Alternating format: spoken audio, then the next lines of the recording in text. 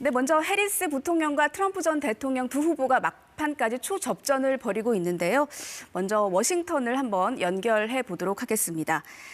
조혜진 특파원, 지금 투표가 한참 진행 중일 것 같은데 시간이 저녁일 것 같아요. 지금 분위기는 어떻습니까?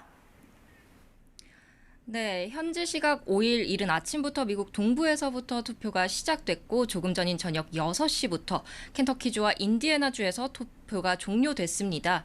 전체 등록 유권자가 1억 8천여만 명인데 예상 투표자 수가 1억 5천만 명 정도입니다.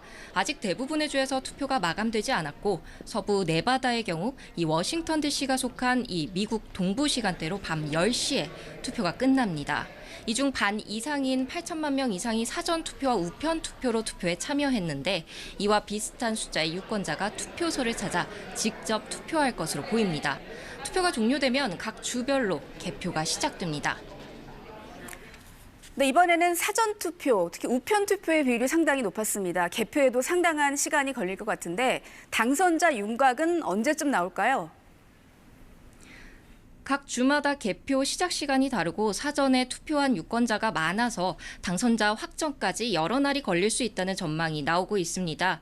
8년 전 대선에서는 당시 민주당 클린턴 후보가 선거 다음 날 패배를 인정했고 4년 전 대선에서는 본투표 나흘 뒤 펜실베이니아가 개표가 끝나서야 바이든 후보의 당선이 확정됐습니다. 이번 대선은 막판까지 두 후보가 초박빙 접전을 벌이고 있어서 7개 경합주의 투표함을 끝까지 열어야 당선자의 윤곽이 나올 것으로 보입니다. 네, 누가 이길지 모르는 그야말로 안개 속 판세인데 혹시 출구조사 결과 나온 곳이 있습니까? 네, 미국은 지역에 따라 선거 마감 시간이 다르기 때문에 출구조사를 하더라도 직접적으로 누구를 투표했는지 집계할 수는 없지만 유권자들의 배경 등은 조사할 수가 있습니다. CNN 1차 출구조사 집계 결과 민주주의와 경제가 유권자들의 가장 큰 관심사였던 것으로 나타났습니다. 3분의 1 이상이 민주주의를 가장 큰 이슈로 꼽았고요. 10명 중 3명 정도가 경제라고 답했습니다.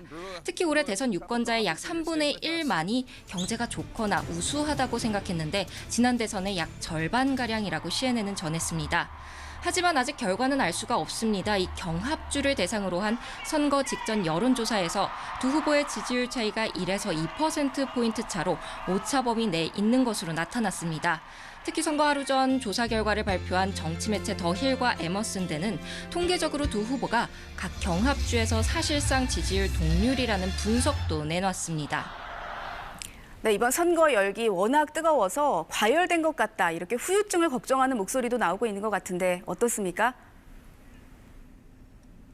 조지아에서는 투표 장소에 폭탄 테러 위협이 있기도 했고 격전지 펜실베이니아의 필라델피아에서도 선거 사기를 주장하는 목소리들이 나오고 있습니다.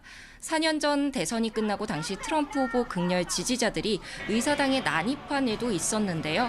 20개가량의 주가 방위군을 대기령을 내렸거나 이미 배치를 한 상태고요. 일부 경합주에서는 방위군이 사이버 보안 활동을 개시했습니다.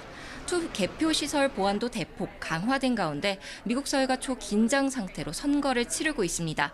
지금까지 워싱턴에서 전해드렸습니다.